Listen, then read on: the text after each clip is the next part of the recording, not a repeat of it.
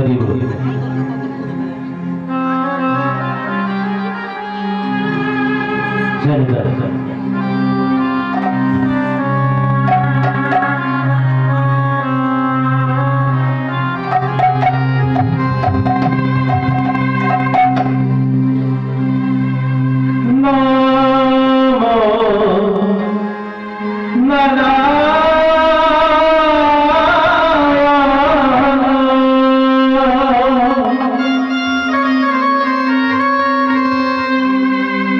जगमना मोह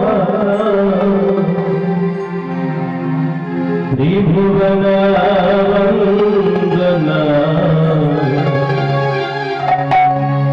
हरे मुरारी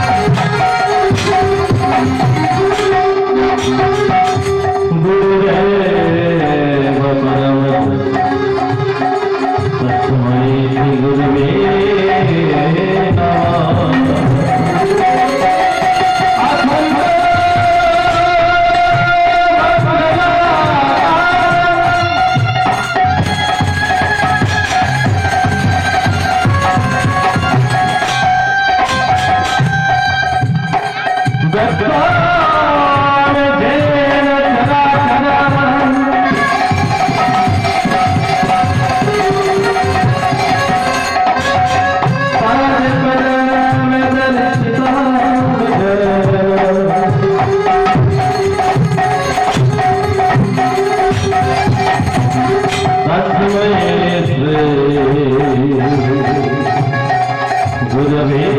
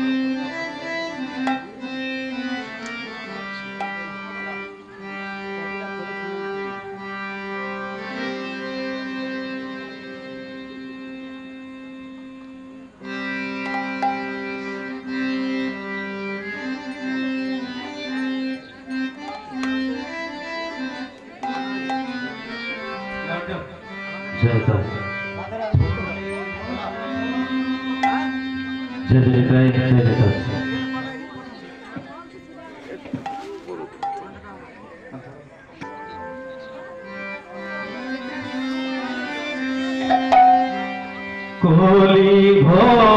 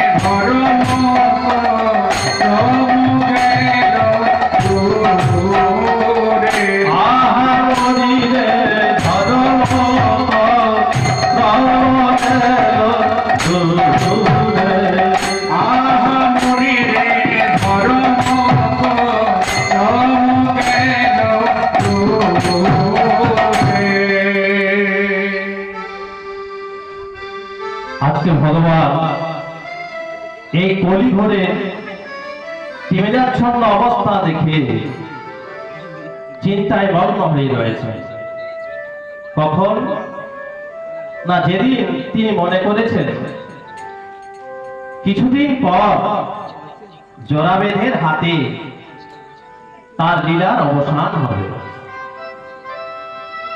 রুক্মিণী সত্য ভাবা পদসেবা করছেন, আর তিনি মনে মনে চিন্তা করছেন এই অন্ধকারময় কলির জীবের জন্য। কেন? এই কেন কথাটির উত্তর স্বয়ং ভগবানও চিন্তা করছেন। কলির জীবকে কিভাবে উদ্ধার করা যায়, কিভাবে আমি কলির জীবের কাছে প্রকট হব, কিভাবে তাদের উদ্ধারের রাস্তা করব, এই কথা তিনি ভাবতে বসেছেন। তিনি ভাবছেন আনন্দমনে রুক্মিণী সত্য ভাবা তার পদসেবা করছেন। আর পদসেবা করতে করতে হঠাৎ করে রুক্মিণী সত্য ভাবার দুকোঠা চোখের জল গোবিন্দের পায়ে পতিত হয়েছে। চমকে উঠেছেন দ্বারকাধীশ্বর। রুক্মিণী সত্য ভাবা, আরে যে চরণ পাওয়ার জন্য কত যোগীরা যোগ সাধনায় মগ্ন হয়ে থাকে, মুনি ঋষিরা তপ ধ্যান করে এই চরণ পাবার জন্য, আর তোমরা এই চরণ সেবা করতে করতে কাঁদছো। কোন দুঃখে তোমরা কাঁদছো? রুক্মিণী সত্যভামা বললেন, প্রভু গো, এ আমাদের ব্যথার চোখের জল নয়, এ আমাদের দুঃখের চোখের জল নয়, এ আমাদের আনন্দের চোখের জল, আনন্দের অশ্রু। আমি তো জানতাম মানুষ ব্যথায় কাঁদে, মানুষ যন্ত্রণায় কাঁদে, মানুষ দুঃখে কাঁদে, মানুষ যে আনন্দে কাঁদে এটা তো আমার জানা ছিল না। বলতে পারো রুক্মিণী, বলতে পারো সত্যভামা, আমিও একটু আনন্দে কাঁদতে চাই, এই আনন্দে কাঁদার উপায় কি? রুক্মিণী সত্যভামা বলল, প্রভু গো, এ কথা আমরা বলতে পারবো না। কে বলতে পারে? ডেকে পাঠান। ঋক, সাম, যজু, অথর্ব, 4 বেদকে ডাকার পর 4 বেদকে জিজ্ঞাসা করা হলো। বললো, 4 বেদ, তোমরা কি বলতে পারো একটু আনন্দে কাঁদার উপায়, একটু সুখে কাঁদার উপায়? 4 বেদ বলল, প্রভু গো, এ তো মনে হয় ভজন তত্ত্বের কথা, এই ভজন তত্ত্বের কথা কিন্তু আমরা বলতে পারবো না। ডেকে পাঠালেন দেবর্ষি নারদকে। নারদ, তুমি কি জানো একটু উপায়, একটু আনন্দে কাঁদার উপায়? নারদ বলল, প্রভু গো, আমি তো সবসময় বীণা বাজিয়ে আপনার নাম করে বেড়াই, আমি কি করে বুঝবো এই আনন্দ কাঁদার উপায়? ডেকে পাঠালেন ভোলানাথকে। ভোলানাথ, তুমি কি জানো আমি একটু আনন্দে কাঁদতে চাই, এর উপায় কি হবে? ভোলানাথ বললেন, প্রভু গো, আমি তো শ্মশানে মশানে ছাই ভস্য রেখে ঘুরে বেড়াই, আমি কি করে জানবো এই ভজন তত্ত্বের কথা? ভগবান বলছেন, এই ত্রিভুবনের মধ্যে কেউ কি নেই যে আমাকে বলে দিতে পারে একটু আনন্দে কাঁদার উপায়, একটু সুখে কাঁদার উপায়? এক পাশে করজোড়ে দাঁড়িয়ে বললেন, আমি আপনাকে বলে দিতে পারি একটু আনন্দে কাঁদার উপায়। কি আপনি? আমি শ্রীমদ্ ভাগবত। আপনাকে আনন্দে কাঁদতে হলে আপনাকে ভক্ত হতে হবে, ভক্ত হয়ে মনের ধুলায় গড়াগড়ি দিতে হবে, আর সেই থেকে আপনি আনন্দে কাঁদতে পারবেন। আচ্ছা, এই ভক্ত হতে হলে তো ভক্তি তো চাই। আমি ভক্তি কোথায় পাবো? তুমি কি আমাকে একটু ভক্তি দিতে পারবে? শ্রীমদ্ ভাগবত বলল, না, এই ভক্তি আমার কাছে নেই। ভক্তি একজনই দিতে পারে, তিনি হলেন বিশ্বভানু রাজনন্দিনী রমণী মুকুটমণি অভিসারিণী রাধা বিনোদিনী। বিশ্বভানু রাজনন্দিনী রমণী মুকুটমণি অভিসারিণী রাধা বিনোদিনী।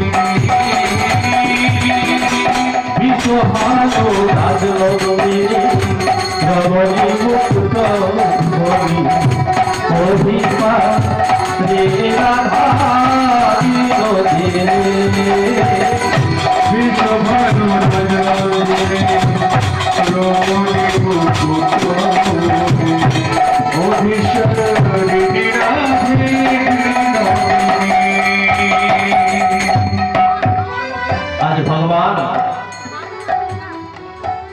জগৎ যার ভক্ত তিনি ভক্ত ভক্ত হতে চাইছেন। রাধারানীর কাছে গিয়ে বলছেন, রাধে তুমি আমাকে একটু ভক্তি দিতে পারবে? শ্যাম সুন্দর, তুমি ভক্ত হতে চাইছো? তুমি কি জানো না এই ভক্ত হতে হলে ওই রাজ ঐশ্বর্য থাকলে চলবে না, তোমাকে ধুলায় গড়াগড়ি দিতে হবে। আর শুধু ভক্তি নিলে হবে না, এই ভক্তির সাথে তোমাকে প্রেমও নিতে হবে। তবে তুমি যখন চাইছো আমি তোমাকে প্রেম দিলাম এবং ভক্তি দিলাম। সেই প্রেম ভক্তি নিয়ে কলির জীবের উদ্ধারের জন্য নদিয়ার নবদ্বীপ মাঝে শচী সিন্ধু গর্ভে জন্ম নিলেন আমার গৌরাঙ্গ মহাপ্রভু। গোবিন্দের গো এবং রাধারানীর আদি অক্ষর রা নিয়ে তার নাম হলো গৌরা। দেখতে দেখতে বাল্য পেরিয়ে কৌশল লাভ করলেন, কৌশল পেরিয়ে যৌবন লাভ করলেন, বিষ্ণুপ্রিয়াকে বিবাহ করলেন। পিতার দেহান্ত হলো, গয়ায় নিয়ে পিণ্ড দান করে এলেন। এরপর শুরু করলেন এই হরিনাম যজ্ঞ। কি জন্য? না এই কলির জীবের উদ্ধারের জন্য। অনেক শাস্ত্রে হরিনামকে মহা ঔষধ বলা হয়। যে কোনো রোগ, যে কোনো শোক, যে কোনো দুঃখ, জ্বালা, যন্ত্রণা সবকিছু এই হরিনাম নিবারণ করতে পারে। কোথায় শুরু করলেন? না শ্রীবাস সঙ্গার সঙ্গে কে কে ছিলেন? শ্রী অদ্বৈত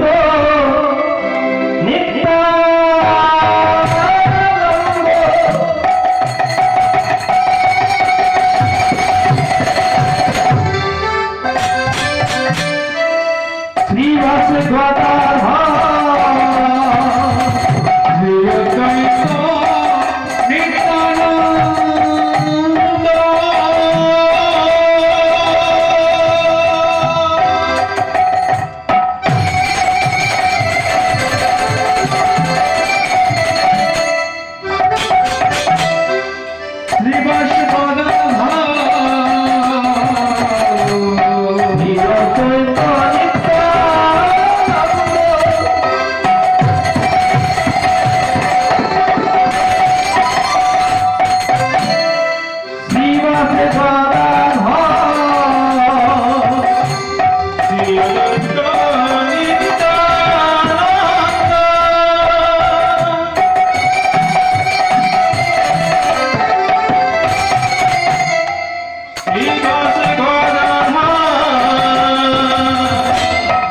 পঞ্চতত্ত্বের প্রকাশ।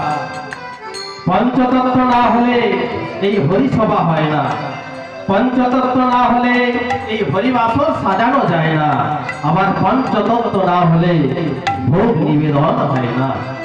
এটা যে কলিযুগ, যে যুগে যেই ধর্ম সেই ধর্ম সার, অন্য ধর্ম আচরিলে জীব না হইবে পার। তাহলে কলিযুগের ধর্ম কি? না নাম সংকীর্তন।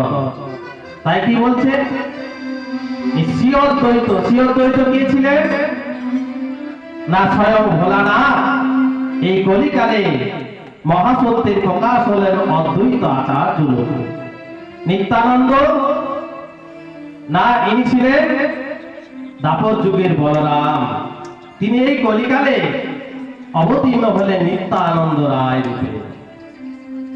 শ্রী অদ্বৈত নিত্যানন্দ শ্রীবাস, শ্রীবাস হলেন দেবশ্রী নারদ। গদাধর ইনি হচ্ছেন স্বয়ং রাধারানী। আরেকজন বাকি রয়ে গেছে, তিনি কে? না শ্রী অদ্বৈত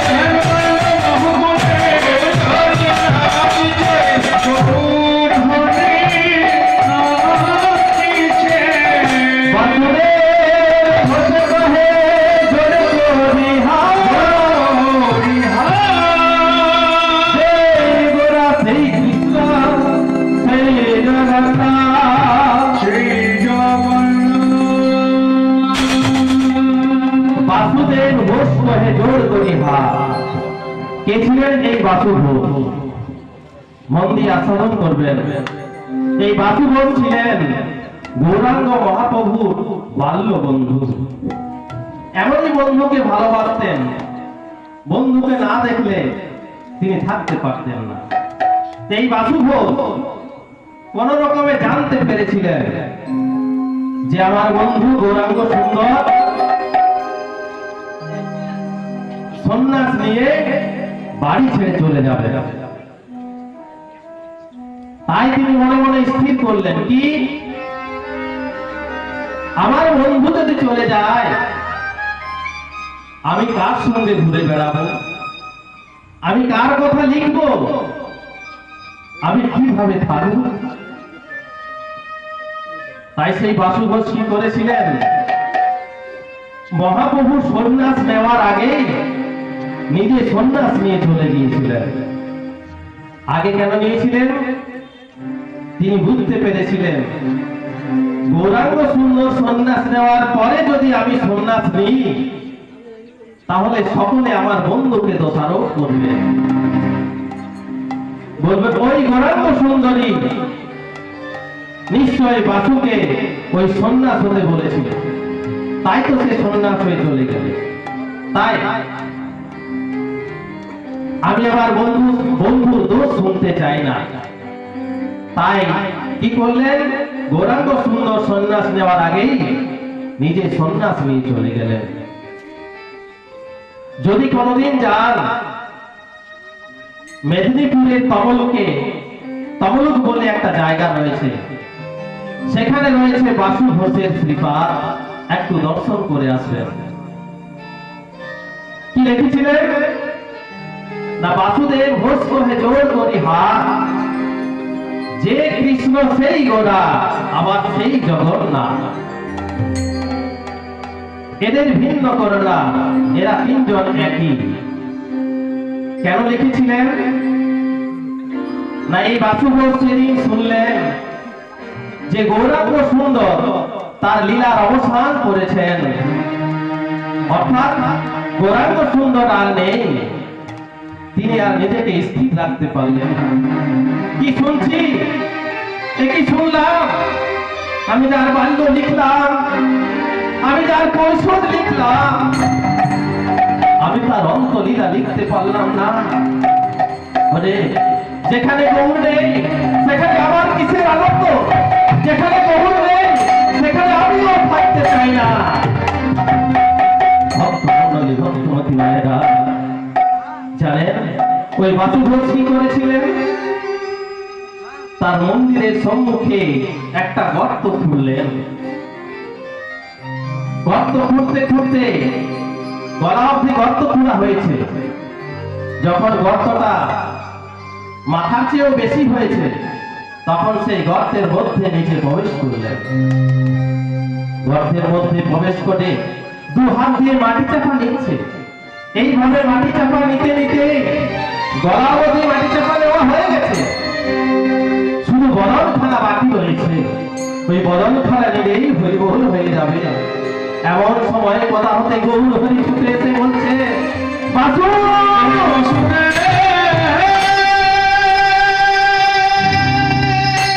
বাসু, তুই কি জানিস না এ তুই কি করতে চলেছিস?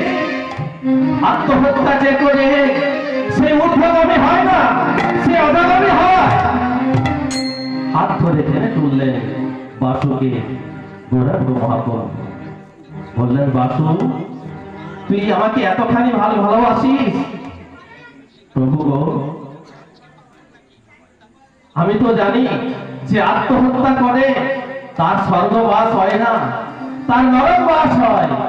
কিন্তু প্রভু গো, আমি যে তোমাকে ছাড়া থাকতে পারবো না।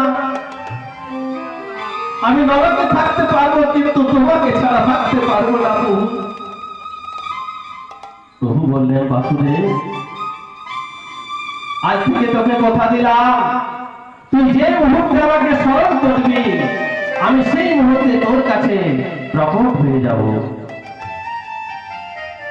সেই দিন থেকে বাসু ঘোষ তার মন্দিরে দুটো বিগ্রহ ছিল বাবা। একটা জগন্নাথ, আরেকটা কি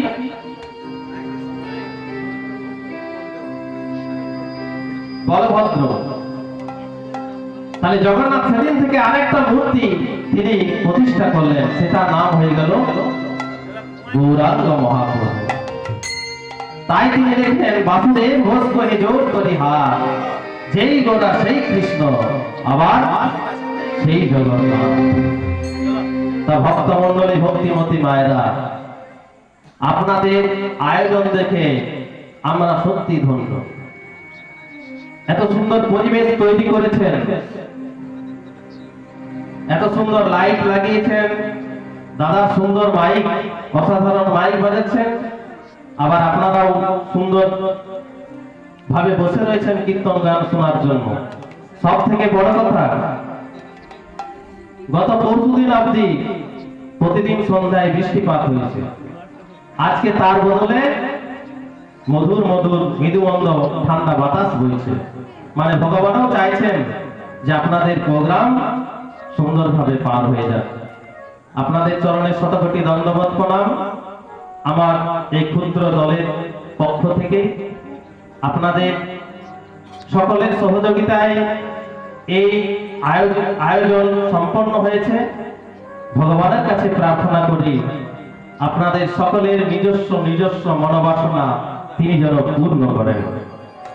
একবার সকলে দুহাত তুলে বলবেন, নিতাই গৌর হরি হরি বল, হরি বল, হরি বল, হরি বল, হরি বল। এই পর্যন্ত গৌরচন্দ্রিকা আস্বাদন করলাম। এরপর আমাদেরকে বৃন্দাবনে যেতে হবে। তা বাবা, বৃন্দাবনে যেতে হলে এই হাত গুটিয়ে বসে থাকলে হবে না। বৃন্দাবনে যেতে গেলে রাধা নাম গাইতে গাইতে যেতে হবে। আমরা যেমন এখানে হরে কৃষ্ণ হরে রাম করি না, বৃন্দাবনে তারা সবসময় রাধা নাম করে। যা কিছু সুর, শ্রী রাধা রাধা রাধা, শ্রী রাধা রাধা রাধা, এই রাধা রাধা বলে চলে। তাই আমরা যেহেতু বৃন্দাবনে প্রবেশ করব লীলা আস্বাদন করার জন্য, তাই সকলে মিলে একটু রাধা নাম গাইব। চলুন শুরু করি। রাধা রাধা বলে দুটি বাহু তুলে চলো যায় মধুর বৃন্দাবনে, বলে চলো যায় মধুর বৃন্দাবনে।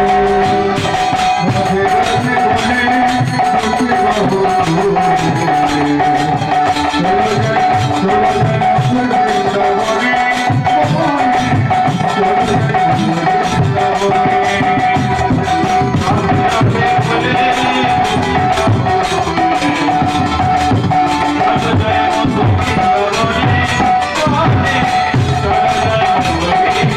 যায় মধুর রাধে রাধে বলে দুটি বাহু তুলে চলো যায় মধুর বৃন্দাবনে, বলে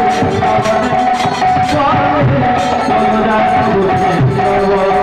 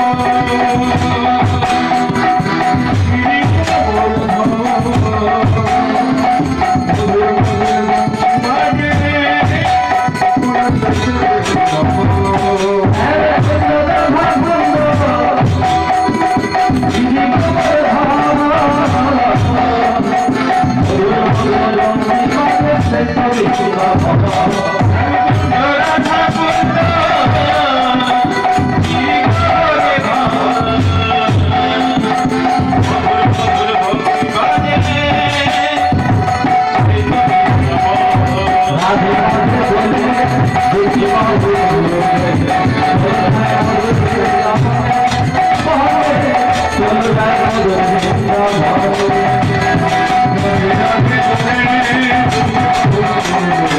Thank you.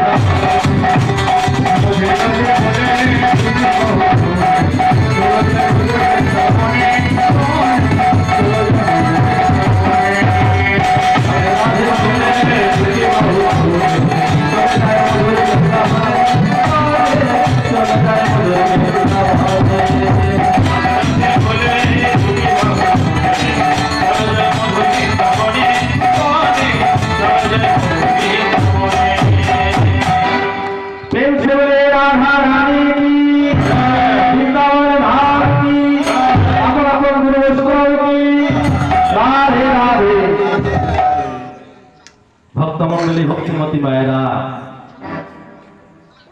আজকে যে লীলা আস্বাদন করব একটু মনোনিবেশ করবেন। একটি সংসার, খুব দুঃখের সংসার।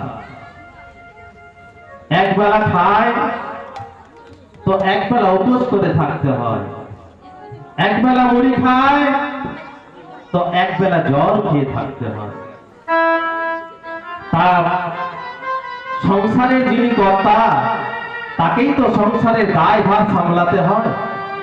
এই সংসারটির কর্তা হলেন, এই সংসারের কর্তা যিনি ছিলেন, তার নাম ছিলেন কৃষ্ণমণ্ডল। আর সংসারের যিনি কর্ত্রী, তার নাম ছিল দুরিকা মণ্ডল। এই দুরিকা দেবী কৃষ্ণমণ্ডলকে বারবার আঘাত করছেন, স্বামী গো, তুমি তো কৃষ্ণ ভক্ত, তাই তো তোমার এত কষ্ট। শুনেছি সুদামাও তো কৃষ্ণ ভক্ত ছিল, ওই ভগবান কৃষ্ণচন্দ্র তাকে তো অনেক ধনী করে দিয়েছিল। তাই বলছি স্বামী গো, তুমি জানো ওই জগন্নাথের কাছে কিছু ধন, কিছু সম্পদ চেয়ে নিয়ে এসো। এইভাবে বারবার দুরিকা দেবী কৃষ্ণমণ্ডলকে আঘাত করতে থাকে। অবশেষে কৃষ্ণমণ্ডল বলল, আমি যাব দুরিকা, আমি ওই জগন্নাথের কাছেই যাব। জগন্নাথের কাছে গিয়ে কিছু ধন, কিছু সম্পদ আর এই ধনী লোক হওয়ার আশীর্বাদ নিয়ে আসবো। তাই রাতের অন্ধকারে নগ্ন পায়ে বেরিয়ে পড়লেন ওই জগন্নাথের উদ্দেশ্যে। কিরকম? জগন্নাথের সব গান গাইতে গাইতে। জগন্নাথ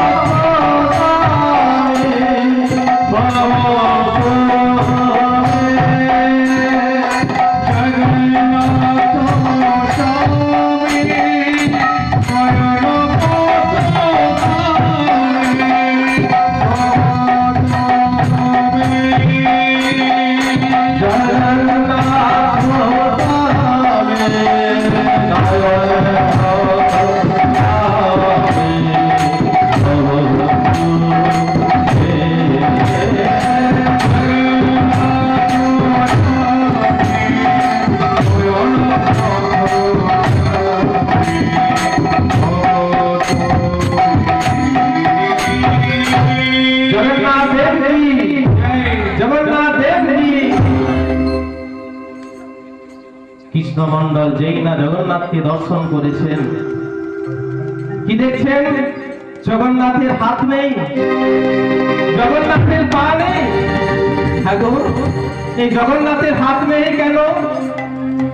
জগন্নাথের হাত নেই কেন জানো? এই হাতগুলো তো আমাদেরকে দিয়ে দিয়েছেন। এই হাত দিয়ে রুটি রোজগার করে সংসার চালান। আর পা নেই কেন? পাগুলো তো আমাদেরকে দিয়ে দিয়েছেন। যেখানে খুশি গিয়ে কর্মশালা জোগাড় করে কর্ম করে আপন আপন সংসার চালান। কৃষ্ণমণ্ডল জগন্নাথের দিকে তাকিয়ে তাকিয়ে অধর নয়নে কাঁদছেন, বলছেন কেমন করে আমি এই জগন্নাথের কাছে ধন সম্পদ চাইব? তবে আমি এত দূর থেকে যখন খালি পায়ে এসেছি, খালি হাতে কিন্তু ফিরে যাব না। আমি জগন্নাথের কাছে কি চাইবো জানো? প্রভু জগন্নাথ,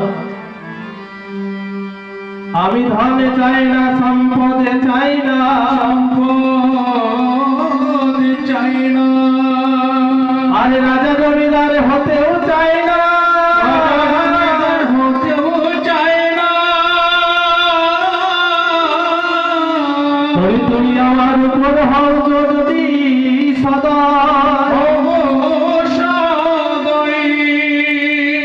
তুমি আমার এই মিনতি রাখো গো জগন্নাথ। তুমি আমায় কি দিবে জানো? আমায় কি দিবে জানো? আমায় একটি কৃষ্ণ ভক্ত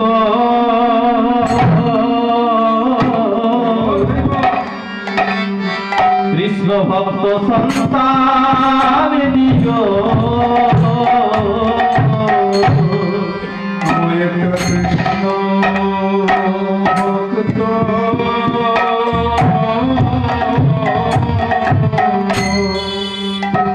ওগো সন্তান দিও। আমি ধনে চাই না,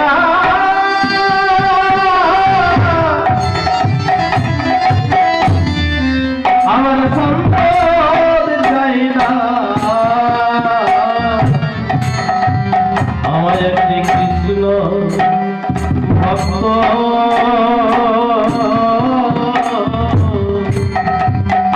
কৃষ্ণ ভক্ত সন্তান দিও। আমি ধরে যাই না,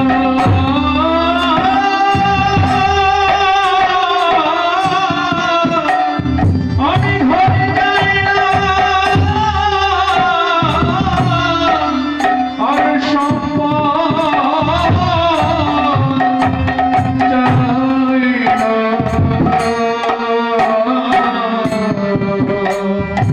আমার একটা কৃষ্ণ ভক্ত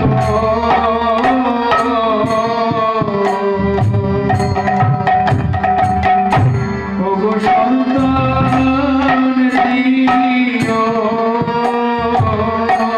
ভক্তমণ্ডলী হরি ভক্তি মায়েরা, কৃষ্ণমণ্ডল জগন্নাথ দেবের কাছে কিচ্ছু চাইতে পারলো না। না ধন চাইলো, না সম্পদ চাইলো।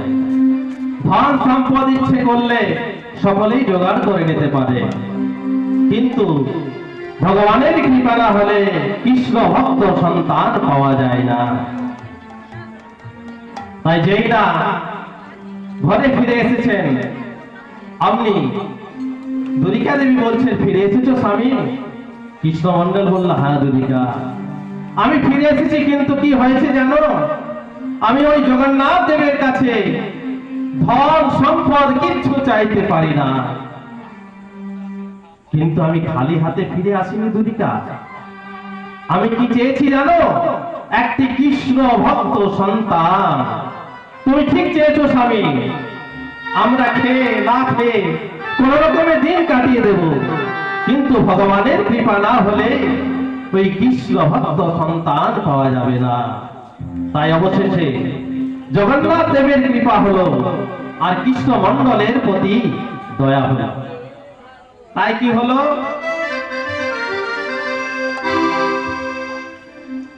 আরে ধরনাতে জনমিল বুদ্ধি মণ্ডল, ধরনাতে জন্মিল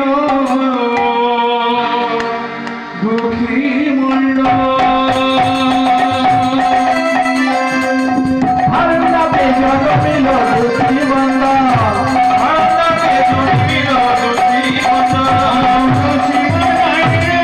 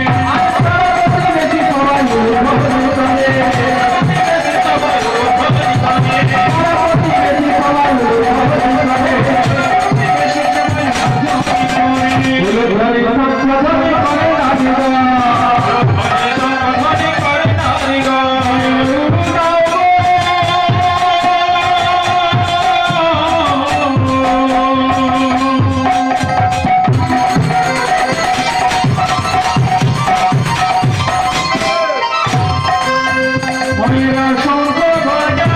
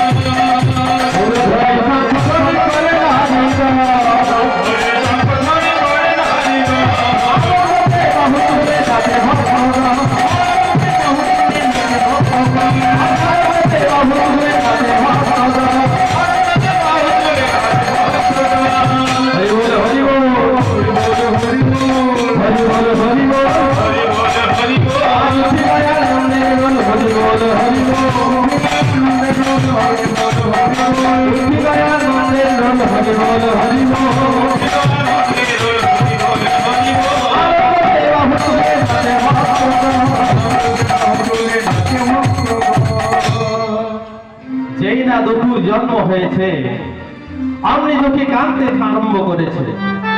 কিছুতেই কান্না থামে না।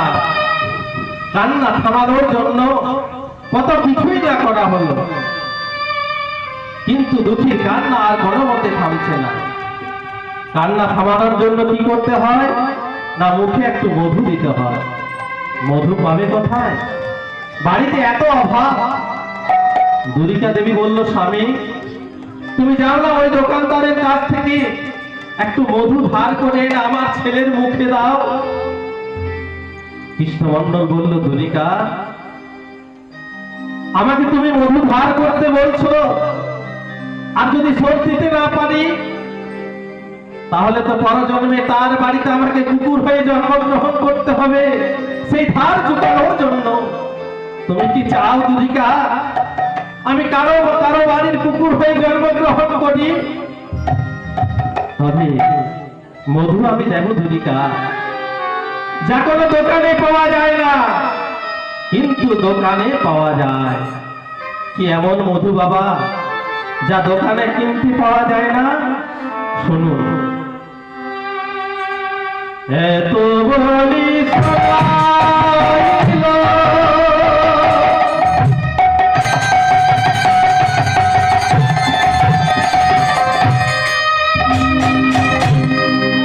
মধুর কৃষ্ণদা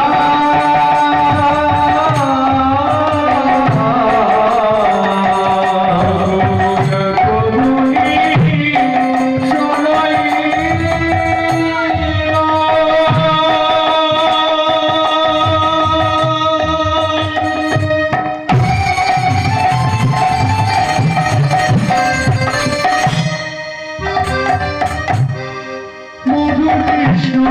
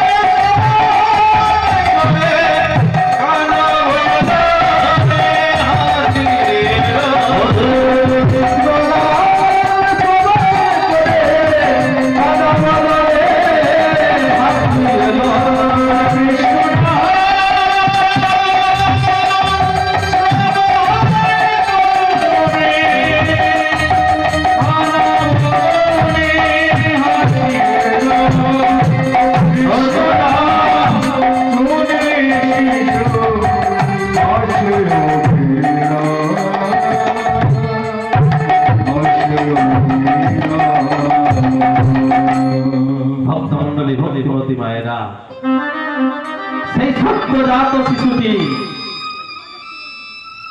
যেই না কৃষ্ণ নাম শুনেছে অমনি খিলখিল করে হাসতে শুরু করেছে।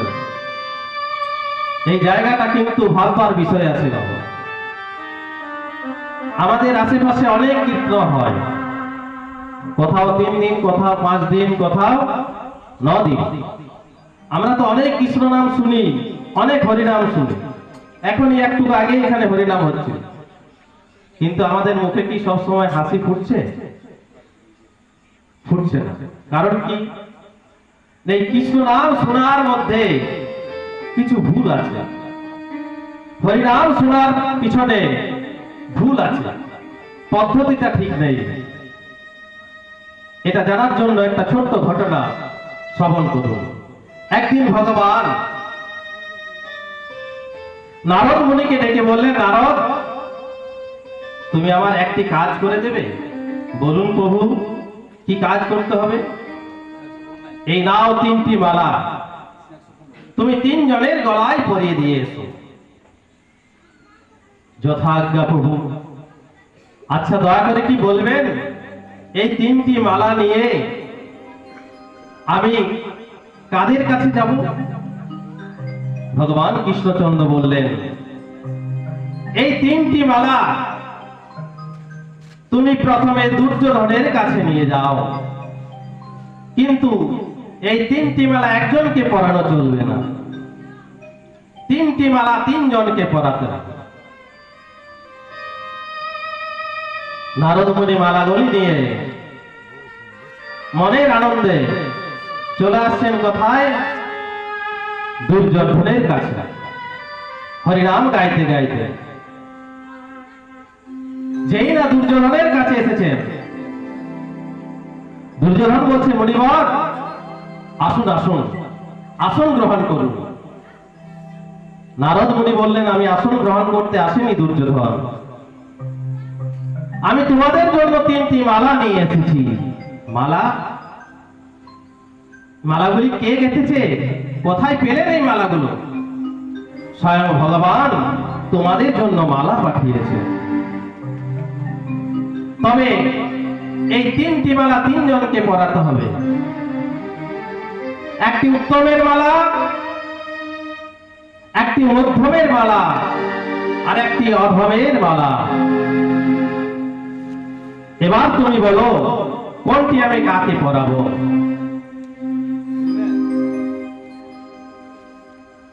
শুনুন মুনিবর, ওই উত্তমের মালাটি আপনি আমার গলায় পরিয়ে দিন, কারণ এই পৃথিবীতে আমার মতো উত্তম আর কে আছে? এই পৃথিবীতে আমিও তো উত্তম পুরুষ। সেটা না হয় হলো। আর এই মধ্যমের মালাটা, মধ্যমের মালাটা, মধ্যমের মালাটা আমার ভাই দুঃশাসনের গলায় পরিয়ে দিন, কারণ সেই হচ্ছে আমার মেজ ভাই। তা না হয় হলো।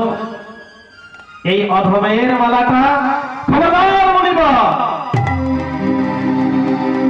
ওই অধম কথাটি আমার কাছে কখনো উচ্চারণ করবেন না। আমাদের 100 ভাইয়ের মধ্যে অধম কেউ নেই। নিয়ে যাও তোমার এই মালা। মালাগুলিকে ছুঁড়ে ফেলে দিলেন দুর্যোধন। নারদ মুনি সেই মালাগুলিকে কুড়িয়ে নিয়ে আবার ফিরে এলেন ভগবানের কাছে। বললেন, প্রভু পেলাম না, প্রভু উত্তম পেলাম, মধ্যম পেলাম, কিন্তু অধম পেলাম না। মালা পরানো হলো না নারদ? আচ্ছা, তুমি এই মালাগুলি নিয়ে অর্জুনের কাছে যাও তো।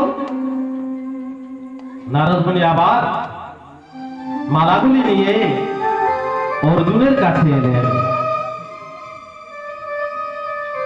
যেই না অর্জুনের কাছে এসেছেন, অর্জুন প্রথমে নারদ মুনির পদধৌত করলেন, পরে জিজ্ঞাসা করলেন, মুনিবর আপনার আসার হেতু কি? নারদ মুনি অর্জুনকে বললেন, অর্জুন, এই দেখছো আমার হাতে 3টি মালা, প্রভুর আজ্ঞা অনুযায়ী তোমার কাছে আমার আশা এই 3টি মালা কাকে পরাবো সেটা জানতে।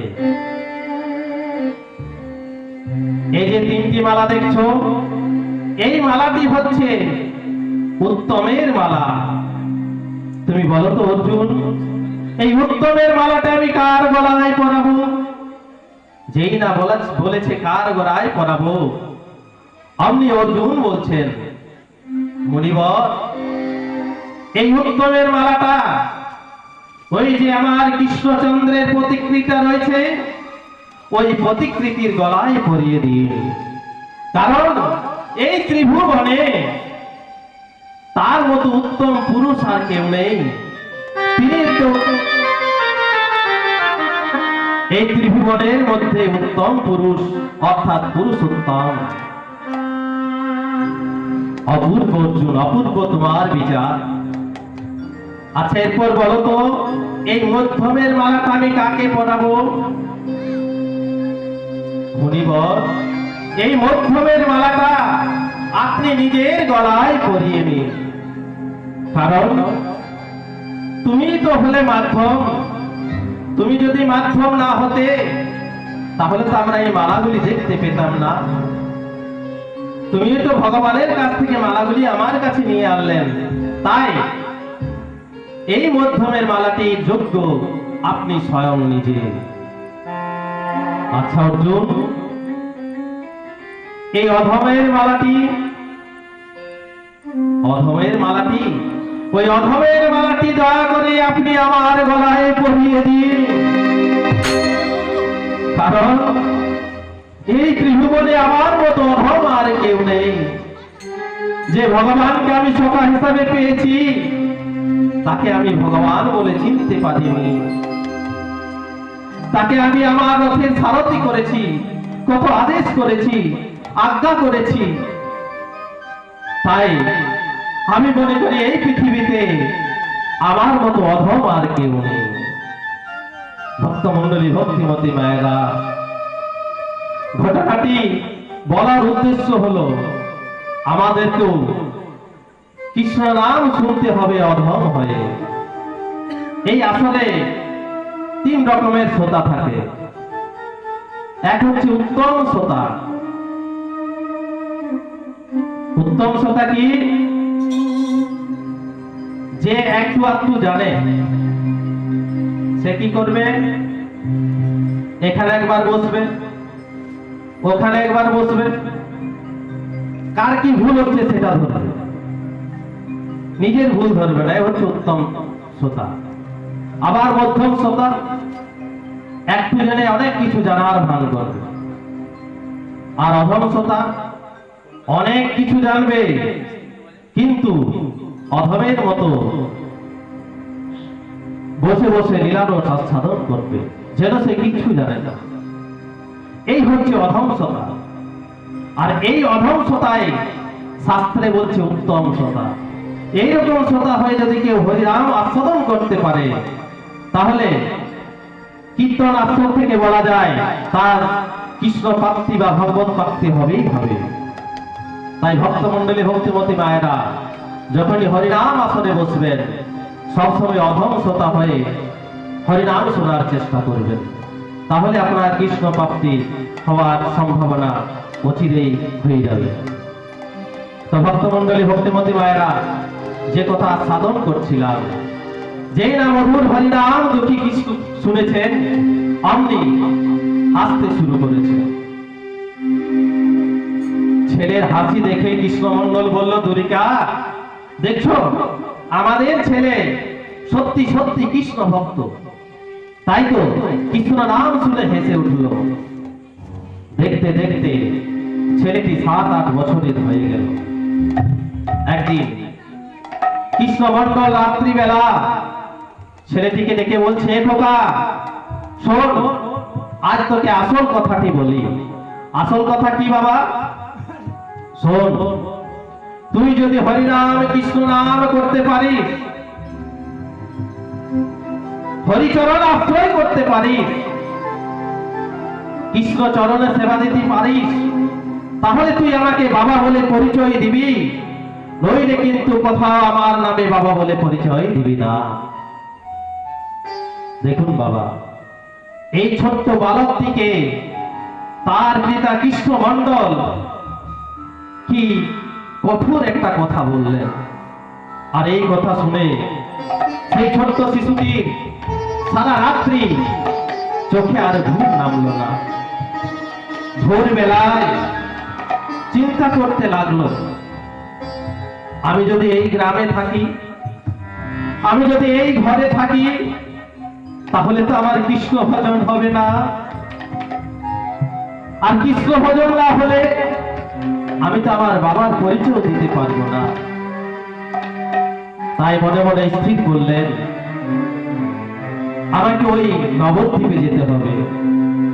নবদ্বীপে গিয়ে কোন সাধু বাবাজির কাছে দীক্ষা নিয়ে আমাকে শুরু করতে হবে কৃষ্ণ নাম। তাই যেই না ভোর হতে চলেছে, ছোট্ট দুঃখী বিছানা ছেড়ে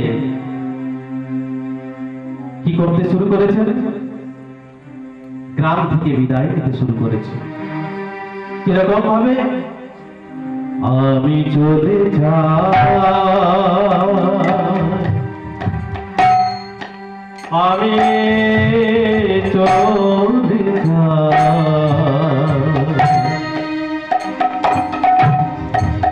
আমি চলে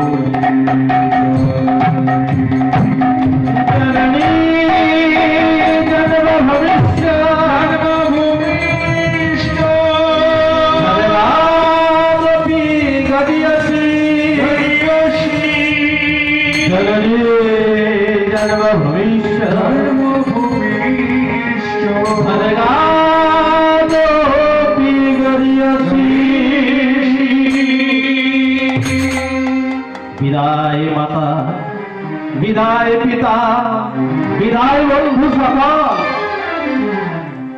সকলের কাছে বিদায় নিয়ে সেই ছোট্ট দুঃখী হাঁটতে হাঁটতে খালি পায়ে চলেছে নবদ্বীপের মধ্যে। নবদ্বীপের পথে যেতে যেতে এক ভদ্রলোকের সাথে দেখা হয়েছে। আর তাকে দেখে দুঃখী বলছে, দাদু, ও দাদু, এই নবদ্বীপ কত দূর গো? সেই ভদ্রলোক ভাবছে এই ছেলেটা একটা ভিখারি। বলে, এই ছেলে, এই নবদ্বীপ নবদ্বীপ করছিস কেন? ভিক্ষা নিবি তাই বল। দাদু, আমাকে ভিখারি বললে দাদু? হ্যাঁ হ্যাঁ, ভিক্ষার আচল যখন পেতেছি তখন তো আমি ভিখারি বটি, কিন্তু আমি কিসের ভিখারি জানো? আমি প্রেমের ভিখারি, প্রেম ভিক্ষা করি যাব গো নদিয়া।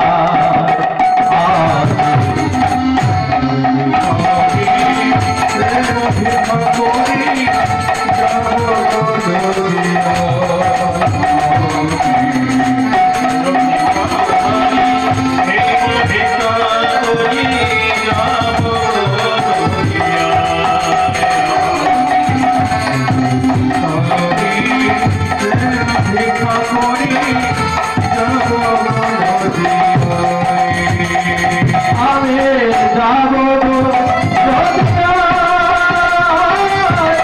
যাব গো নদিয়া, যাব নদিয়া, যাব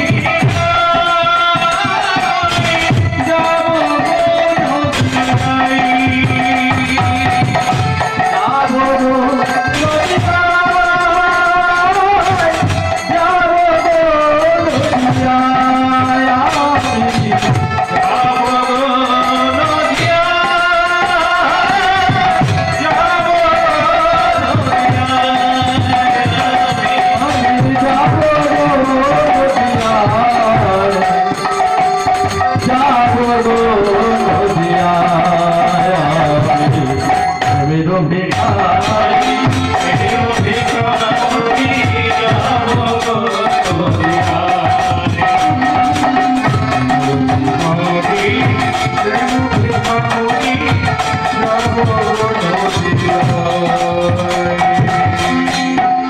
हे कृष्ण करुणा सिंधु,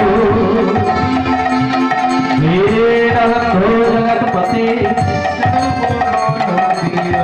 गोपेश गोपिकाकांत, राधाकांत नमोस्तुते।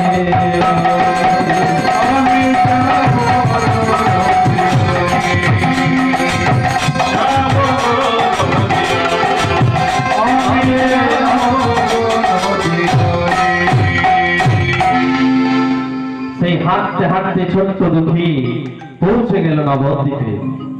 নবদ্বীপে গিয়ে হৃদয় চৈতন্য ঠাকুরের আশ্রমে গিয়ে জয় দিচ্ছে। হৃদয় চৈতন্য ঠাকুর কি? হৃদয় চৈতন্য ঠাকুর কি? হৃদয় চৈতন্য ঠাকুর বেরিয়েছে, বলছে, কে বাবা তুই? এইভাবে আমার নামে জয় দিচ্ছিস? ঠাকুর, আমার নাম দুঃখী, আমার বাড়ি সেই ভারন্দা বাহাদুরপুর গ্রাম। তা বাবা, এইটুকু ছেলে তুই এই নবদ্বীপে এসেছিস কেন? গুরুদেব, এই নবদ্বীপে এসেছি আমি আপনার কাছে দীক্ষা নিতে।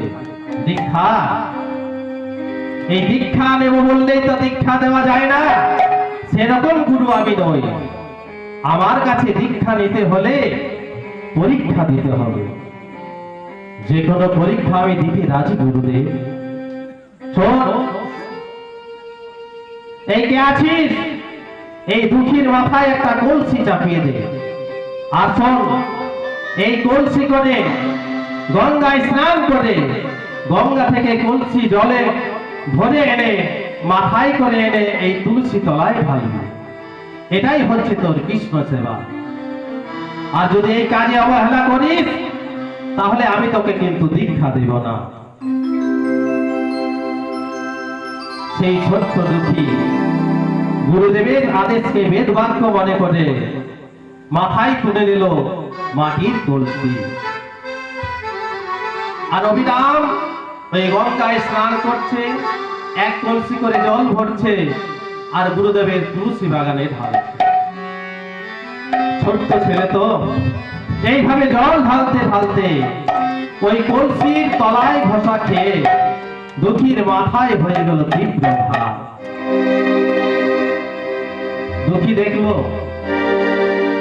এই ঘায়ের কথা যদি আমি গুরুদেবকে জানিয়ে দিই তাহলে তো গুরুদেব আমাকে এই জল দেওয়া বন্ধ করে দেবে।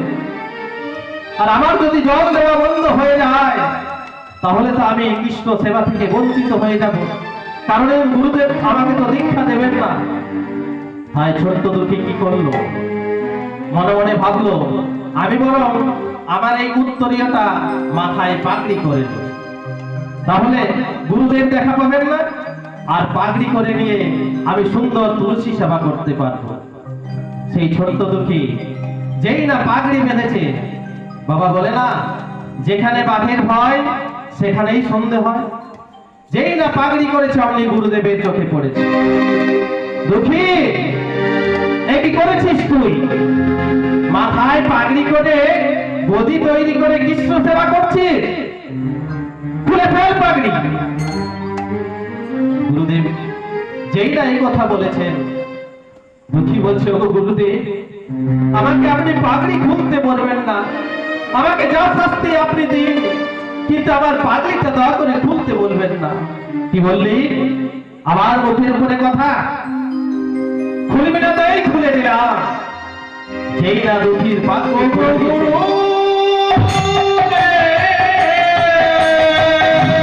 আপনি গুরুদেব গেছে, দুঃখীর মাথায় তীব্র ঘা,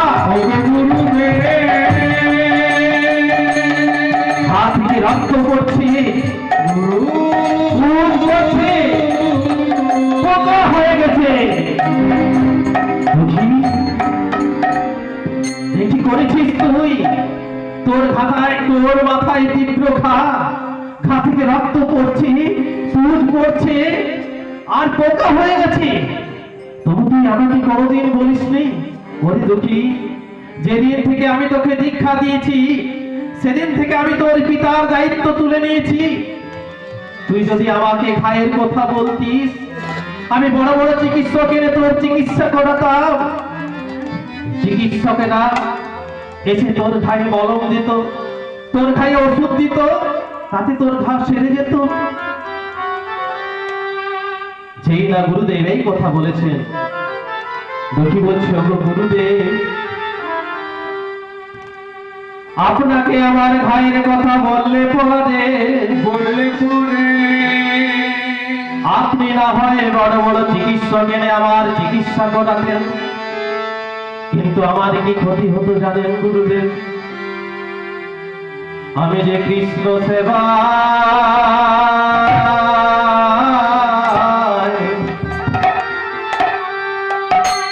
কৃষ্ণ সেবায় বঞ্চিত হতাম।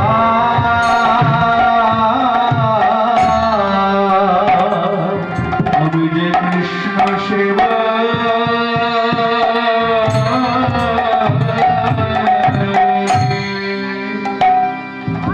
সেবায় বঞ্চিত হতাম।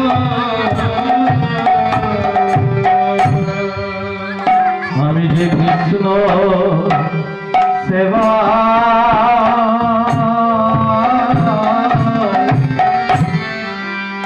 কৃষ্ণ সেবায় বঞ্চিত হতাম। আমি যে কৃষ্ণ সেবা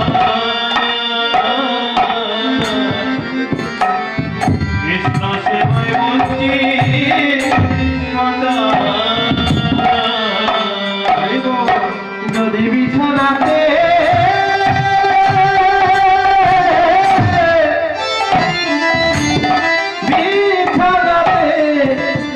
আমি ছুঁয়ে থাকতাম,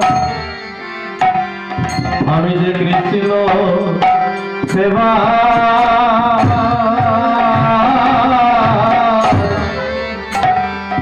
কৃষ্ণ সেবায় বঞ্চিত হতাম। বিছানাতে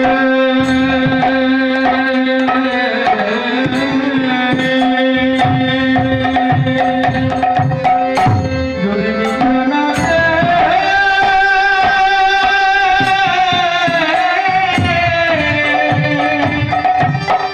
যদি বিছানাতে শুয়ে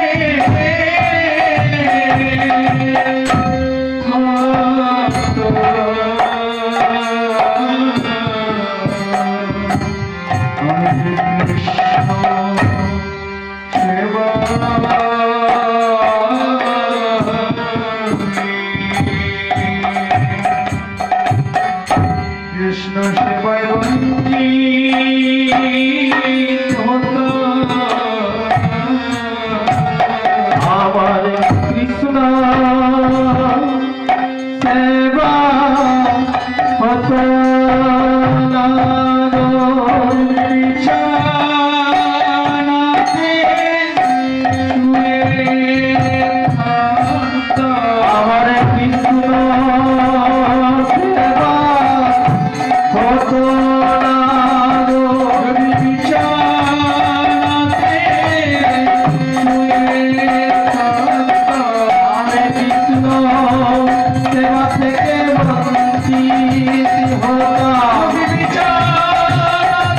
যদি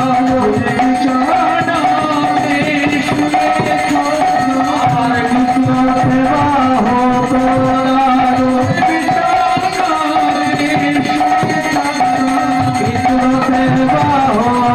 না গো। আমার কৃষ্ণ সেবা হতো না গো। আমার কৃষ্ণ সেবা হতো না গো। কৃষ্ণ সেবা হতো না গো।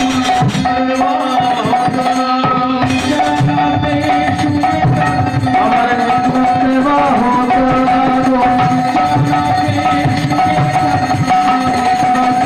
হতো না গো। কৃষ্ণ সেবা হতো না গো। সেবা হতো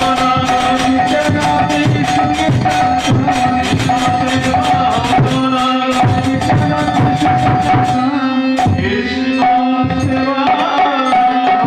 আমার কৃষ্ণ সেবা হতো না গো। ওগো গুরুদেব, আমি যদি আপনাকে আমার ঘায়ের কথা বলতাম তাহলে তো আমাকে বিছানায় শুয়ে থাকতে হতো। আর আমি যদি বিছানায় শুয়ে থাকতাম তাহলে আমি তো কৃষ্ণ সেবা থেকে বঞ্চিত হয়ে যেতাম। তাই তো গুরুদেব, আমি পিতার মুখে শুনেছি এই 84 লক্ষ জনি ভ্রমণে করে মানব দেহ পাওয়া যায়। ভক্তমণ্ডলী, ভক্তিমতী মায়েরা, আমরা এই সুন্দর হাত পা নিয়ে চোখ মুখ নিয়ে জন্মগ্রহণ করেছি। তার আগে আমাদের 80 লক্ষ বার বিভিন্ন জনিতে জন্মগ্রহণ করতে হয়েছে। তার কতবার কোন জনিতে জন্মগ্রহণ করেছি এই দুঃখীর কাছ থেকে আমরা জেনে নিয়ে চলব। ওগো গুরুদেব, আমরা 20 লক্ষ বার ওই বৃক্ষকুলে জন্ম নিয়েছি। কতবার লতা গাছ হয়েছি, কতবার কাটা গাছ হয়েছি। মুক্তি পেলাম কবে জানেন না? যেদিন আমরা ওই বৃক্ষকুলে তুলসী হয়ে জন্ম নিলাম আর গোবিন্দের চরণ পেলাম, সেই দিন আমরা বৃক্ষকুল থেকে মুক্তি পেলাম। এরপর 9 লক্ষ বার জলের মধ্যে জন্মগ্রহণ করেছি। কতবার কাঁকড়া হয়েছি, কত রকমের মাছ হয়েছি। মুক্তি পেলাম কবে জানেন না? যেদিন আমরা জলের মধ্যে শঙ্খ হয়ে জন্ম নিলাম আর গোবিন্দের আরতিকালে বেজে উঠলাম। কত কত ভক্ত আমায় চুম্বন দিয়ে বাজাইল, সেই দিন আমরা জলজ প্রাণী থেকে মুক্তি পেলাম। এরপর 11 লক্ষ বার পোকামাকড় হয়ে জন্ম নিয়েছি। কত রকমের পোকা হয়েছি, ফলের পোকা, ফুলের পোকা, বিষ্ঠার পোকা, গোবরের পোকা। মুক্তি পেলাম কবে জানেন? যেদিন আমরা পোকাগুলে ওই শাল গ্রাম শিলায় বজ্রতীত হয়ে জন্ম নিলাম, সেই দিন আমরা পোকাকুল থেকে মুক্তি পেলাম। এরপর 10 লক্ষ বার অন্ডজা মানে পক্ষীকুল ডিমের মধ্যে যাদের জন্ম, কত রকমের পাখি হলাম, কত রং বেরঙের গান গাইলাম, কিন্তু মুক্তি পেলাম তবে জানেন না যেদিন আমরা পক্ষীকুলে ময়ূর হয়ে জন্ম নিলাম, আমাদের পালক দিয়ে গোবিন্দের চূড়া তৈরি হলো, সেই দিন আমরা পক্ষীকুল হতে মুক্তি পেলাম। 50 লক্ষ বার হলো বাবা। এরপর 30 লক্ষ বার পশুকুলে জন্ম নিয়েছি, কত রকমের পশু হয়েছে, বাঘ হয়েছি, শ্রীগাল হয়েছি, কুকুর হয়েছি, বিড়াল হয়েছি, মুক্তি পেলাম তবে জানেন যেদিন আমরা পশুকুলে গাভী হয়ে জন্ম নিলাম, আমাদের দুগ্ধ থেকে গোবিন্দের ভোগ রান্না হলো। শুধু তাই নয়, আমরা মারা যাওয়ার পরে আমাদের দেহের চামড়াতে তৈরি হলো এই মৃদঙ্গ, আর সেই মৃদঙ্গ গোবিন্দের আরতিকালে বেজে উঠল, হরিনামে সংকীর্তনে বেজে উঠল, সেই দিন আমরা পশুকুল থেকে মুক্তি পেলাম। 80 লক্ষ বার হলো, আরো 4 লক্ষ বার। এই 4 লক্ষ বার আমরা মনুষ্য কুলে জন্ম নিয়েছি, কতবার খোড়া হয়ে জন্ম নিয়েছি, হরি মন্দির যেতে পারি নাই, কতবার কালা হয়ে জন্ম নিয়েছি, হরিনাম শুনতে পারি নাই, আবার কতবার অন্ধ হয়ে জন্ম নিয়েছি, হরিনাম ঠাকুরের বিগ্রহ দেখতে পারি নাই। তাই ওগো গুরুদেব, এত সুন্দর মানব দেহ যখন পেয়েছি, আর আপনার মতো গুরুদেবকে গুরু হিসাবে পেয়েছি, তাই দয়া করে আপনি আমায় দীক্ষা দিন, দয়া করে আপনি আমায় দীক্ষা দিন। যেই না দুঃখীর মুখে এই 84 লক্ষ জনের কথা শুনেছে, গুরুদেব চমকে উঠেছে, বলল দুঃখী, আমি যদি তোকে দীক্ষা না দিই আমি ওই নরকেও স্থান পাবো না, আয় তুই গঙ্গা স্নান করে আয়, আমি তোকে দীক্ষা দেব। দুঃখী গঙ্গা স্নান করে এসে গুরুদেবের কাছে দীক্ষা নিলেন।